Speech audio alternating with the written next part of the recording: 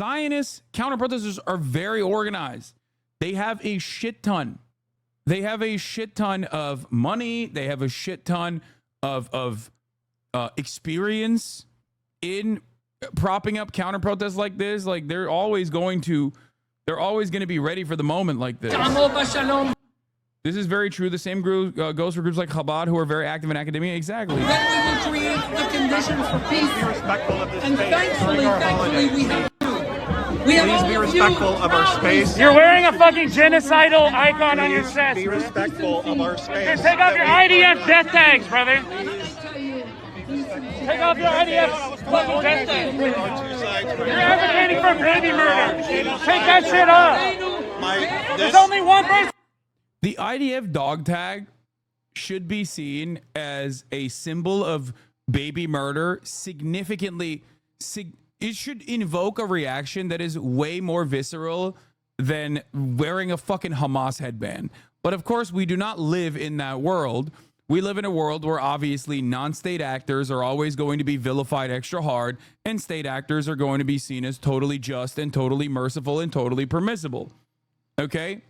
You say Hamas kills babies too. You're not wrong.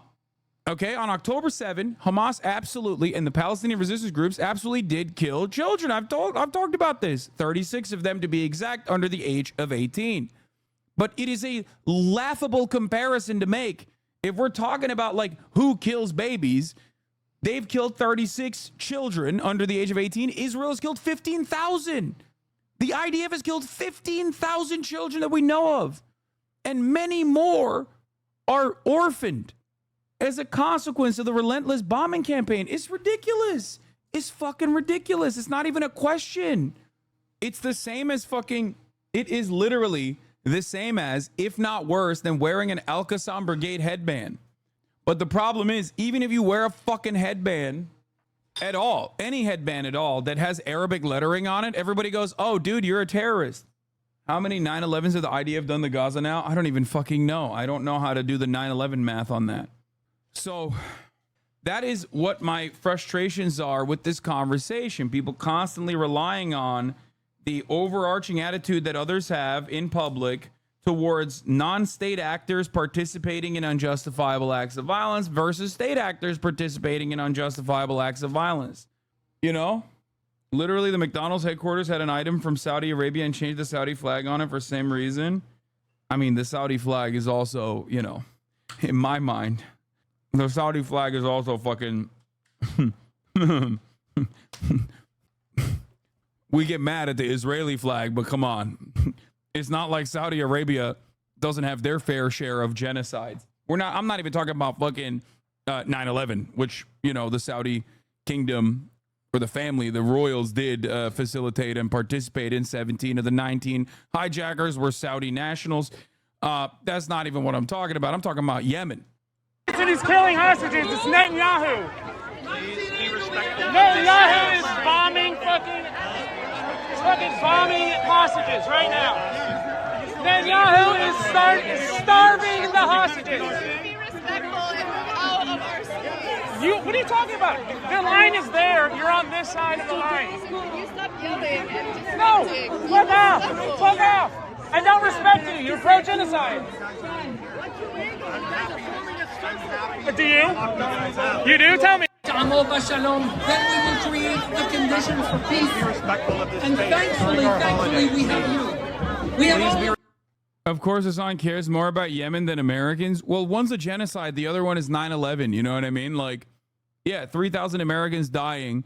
3,000 Americans being murdered by fucking Saudi hijackers is like pretty fucked up, pretty bad, as you guys know. But then you have, on the other hand, like 200,000, and it's like, okay, well, sorry, I do care about like active genocide a little bit more than like one act of terror, which we totally brought upon ourselves, as you guys know, which is what I was saying when I said America deserved 9/11, which, you know, everybody fucking got real mad about for some reason. My Twitter replies are absolutely insane right now. I don't know how you deal with this regularly. I'm brain broken, and I don't care. Also, I deleted Twitter from my phone, so I never see it. And also, I understand that there is true hatred and anger in the hearts of those who go out of their way to defend the unconscionable actions of the Israeli apartheid regime that is currently doing a genocide. So I know that it's like, it's not their ideology that is motivating them to say things like this. It is actually the deep pain that they have in their hearts. Like they are spiritually unwell. Those who defend Israel after tens of thousands of babies were ruthlessly fucking murdered by Israel are actually spiritually ill. They are not happy people. They cannot be. You have so much fucking hatred in your heart. It just doesn't, there's no way. Not trying to be contentious, I completely agree with you. I'm curious what your source of those death count is. The Gazan Health Ministry is my source for the death counts, which is what the United States uses, the State Department uses, the Israeli government uses the death counts. They actually cross-reference it off of their own surveillance and population registry. Israel has a population registry for every single Palestinian living inside of the Gaza Strip. Israel knows exactly where every single Palestinian lives in the Gaza Strip. Israel is also doing 24/7 surveillance, so they have a way to cross-reference the Palestinian Gazan Health Ministry death numbers, and they do. And yet they still had the audacity to claim that the Hamas-run health ministry and their numbers are actually fake. Anyway.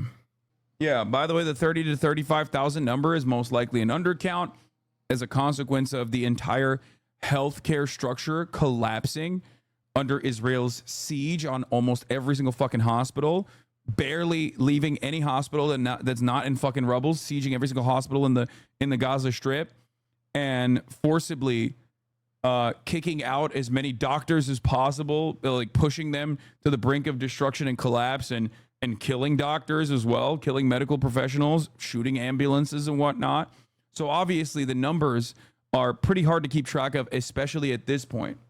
White House on-campus protests over Gaza war, up to colleges and universities to decide on police presence. Nice, dude. You're not going to say that it's fucked up to sick the rabid dogs of the state on student protesters? That's pretty cool. Thank you. Anyway, we'll talk about like the counter protest and how ridiculous that shit was. But yeah, Scott Galloway has some really interesting opinions. It's because students aren't fucking. That's why they're like really angry at the genocidal state of Israel. Yeah, that's what it is. That must be what it is. To your point before, it has become it's become the thing to do. It's a fad. Some of the kids are out there and they don't know what they're protesting about. It's oh, thanks, Don Lemon. Shut the fuck up. What do you know? You don't know anything. You don't know anything. The fuck do you know? All you know is being a fucking careerist, okay? These kids don't know what they're protesting. Brother, it is pretty fucking black and white morally, okay? This is an issue that is not complex. This is an issue that is only complex to those who want to... No, do? Okay. Imagine making fun of student protesters who are demonstrating the courage and the moral decency. Why are we taking the side of the people that attacked and raped women on October 7? Why do you feel the need to consistently bring up October 7 over and over again when a million October 7s have happened since October 7 on the Palestinian population? Do you feel like there is a little bias inside of you? There's a little fucking cognitive dissonance inside of your brain. You still have a crumb of consciousness. You have a conscience. Everyone does, right? Everyone does. And inside of you, there's a little voice that says, what if Israel is in the wrong? Oh my God, I don't want to think about that, which is why I have to somehow go back to October 7 to be like, no, everything Israel's doing is actually morally righteous and just. That's why you're doing it. Lean into the side of you. Lean into the emotions that you feel when you see the harrowing pictures from Gaza, basically flattened by the Israeli occupying force. Okay? Instead of trying to immediately reflexively say, alıyorum. Hangi terminal ne uçağı anne? Okay. Chatter is doing this right now. Yeah, always. It is not a complex issue, and it wasn't a complex issue before October 7, and it's not a complex issue after October 7. It has never been complex. It's actually a pretty black and white, morally pretty black and white issue, and anyone who tries to say it's complex is only doing so because it literally doesn't fit in their own mental framework. Okay? It doesn't. So I try to see the silver lining there. I try to see a positive in that. And I think that whenever people go, oh, it's a complex issue, I try to urge them to lean into why they think it's complex, because it's not actually complex at all. If roles were reversed, you would not have no issues with it at all. You would know exactly what it is. Baba, kapi kapat no, because you have to understand. Yo, kapat mo rin. Kapat mo, kapat mo. Here, I mean, Michael Brooks had a really good video on this, obviously. Rest in power, Michael Brooks. How can Democrats see this and not pivot into a more popular space? Because they are duty bound, okay?